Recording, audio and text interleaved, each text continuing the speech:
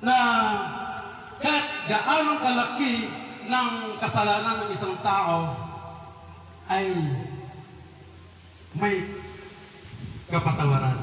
Amen po ba? Hallelujah. Ang kapatawaran, mga kapatid, talaga naman napakahalaga. Kung wala po ang kapatawaran, wala pa tayong buhay na walang hanggan. Amen po ba?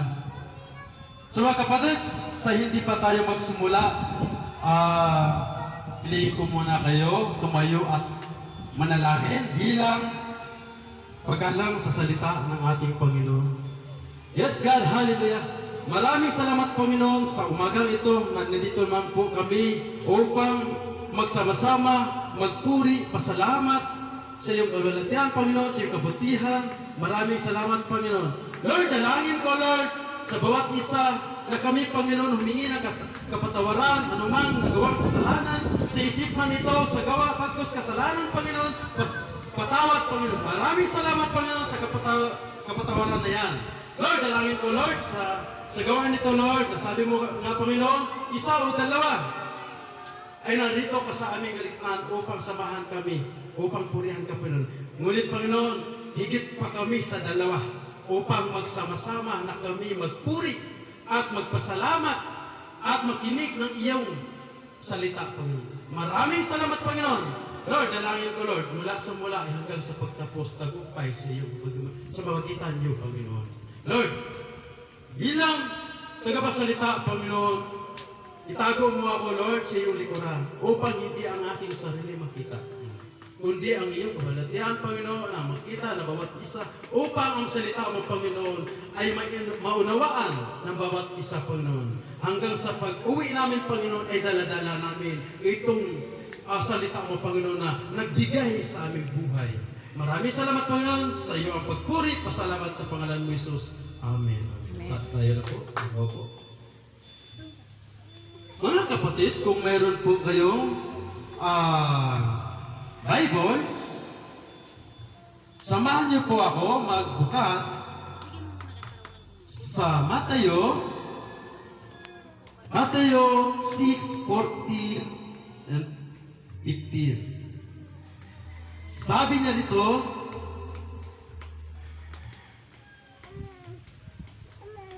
nakita niyo pa po? Sabi niya rito, sapagkat kung pinatawad ninyo ang mga nagkakasala sa inyo, patatawarin din kayo ng inyong Ama na sa langit. Hallelujah. Alam niyo, kapatid, napakaganda ng minsang ito. At higit sa lahat, ito po ang dahilan kung bakit may Pasko po tayo. Ang Pasko, ito po ay simbolo ng pagparito ng ating Panginoon para sa kapatawaran ng bawat makasalanan na tao. Amen po ba?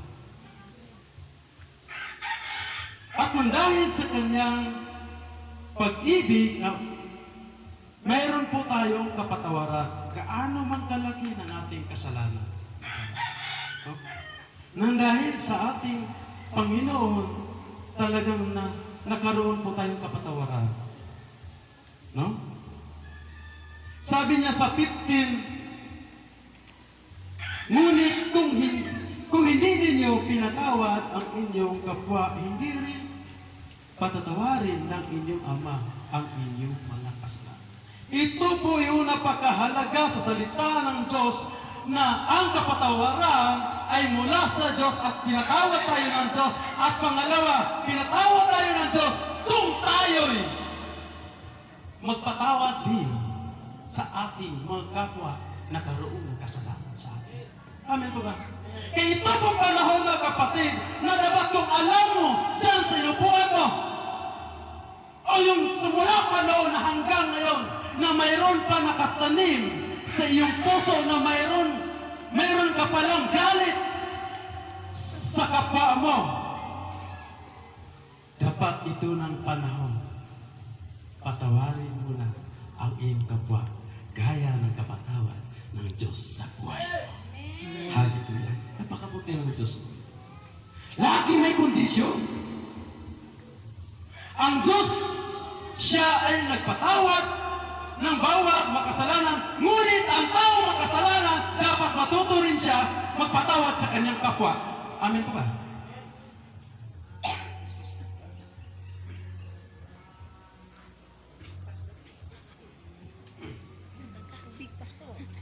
Ito po ang gusto ng Diyos na dapat matuto rin tayo magpatawad sa mga nakasala sa atin.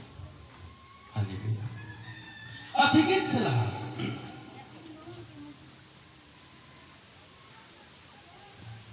mag-alas 12 na pala mga kapatid na saglit lang po ako magsalita. 2 oras lang po. Alang-alang sa salita ng Diyos. Hallelujah. Hindi po biro ang salita ng Diyos mga kapatid na dapat talaga na matuto tayo magpatawad sa ating mga kapatid. Kasi po, mga kapatid, kung pansinin po natin, marami po sa mundong ito na walang alam tungkol sa Pasko. Naalala ko po, kami po ni Pastor Martin, no? Namamasko po kami, nangarulik po kami. Mayroon pa kami napuntahan na bahay. Aba, parang nabastos pa yata kami ron. No? Pero ang anong ginagawa ni Pastor? Sige kapatid, okay lang, wala kayo maibigay. Ang Pasko napakahalaga para sa tao. Anong ginagawa ni Pastor? Okay ba sa inyo mga kapatid? Pag-pray na lang namin kayo. Pinag-pray nga namin yun mga kapatid. Pero ano nangyari? Imbis hindi nagbigay. Ibig sabihin doon kapatid, hindi doon sa ginagawa ni Pastor Martin, kundi yung Holy Spirit ng Panginoon ay pumapasok na sa kanilang puso. Na ang Pasko pala, napakahalaga. Amen? Hallelujah. Alam niyo, kaya po hindi po lahat naniwala po sa Pasko. Ang Pasko dapat natin paniwalaan dahil ang Pasko, sinilang ang ating Panginoon pagligtas at patawad ng kasalanan ng bawat isa. Amen po ba? Hallelujah. Tuloy tayo. Sabi niya rito sa Marcos 3:29. Walang hanggan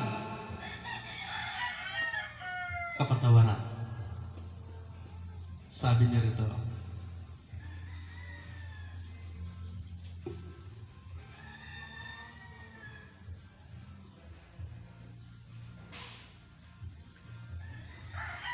Marcos 3:29, sabi niya rito,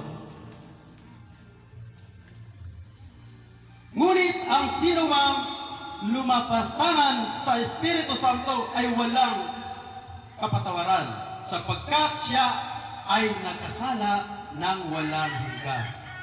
Kasalanan. Ito po napakahirap sa lahat na talagang walang kapatawaran.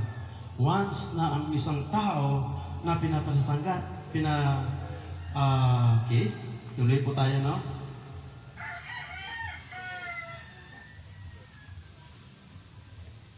Sabi niya rito, ngunit ang sinumang lumampastangan sa Espiritu Santo ay walang kapatawaran.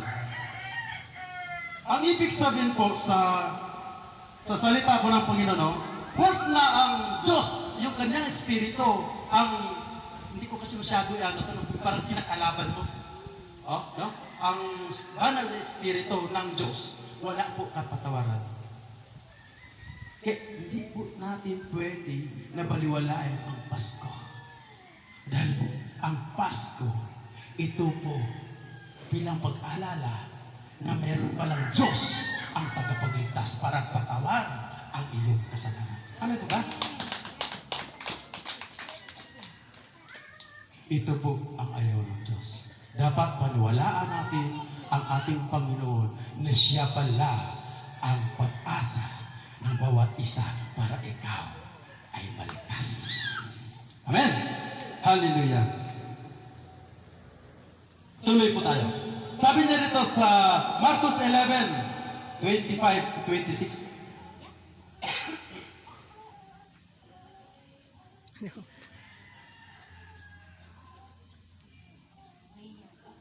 Sabi niya rito, sa 25, kapag kayo'y tumayo upang manalangin, patawarin mo muna ninyo ang nagkakasala sa inyo, upang ang inyong mga kasalanan ay patawarin din ng inyong Ama na sa langit. Parang katulad po nito mga kapatid, tayo po narito, umupo, tumayo, yumuko, at magpasalamat, at manalangin, para walatian ang ating Panginoon.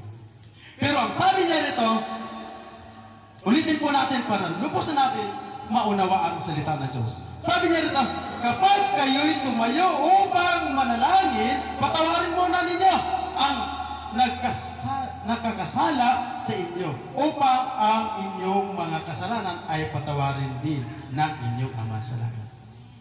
Bago po tayo pumunta rito sa templo ng Diyos, dapat puntahan mo natin yung nakasala sa ating mga kapatid upang ipahayag sa kanila na pinatawad na natin sila. At bago tayo pumunta rito sa templo ng Diyos upang tayo magpuri sa ating Panginoon. Amen?